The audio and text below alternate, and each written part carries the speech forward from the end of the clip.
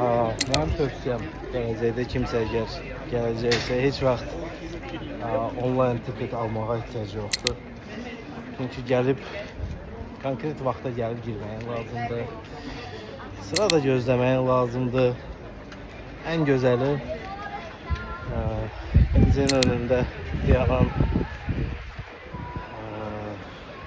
tur agentlərinə normal bilet ödənişindən 10 euro artıq, 5-10 euro artıq ödəməklə daha prosesi sürətli eləmək olar.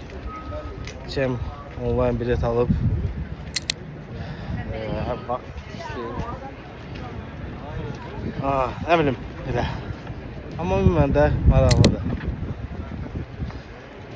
Mən ilk dəfədir Bərzənin içinə girirəm.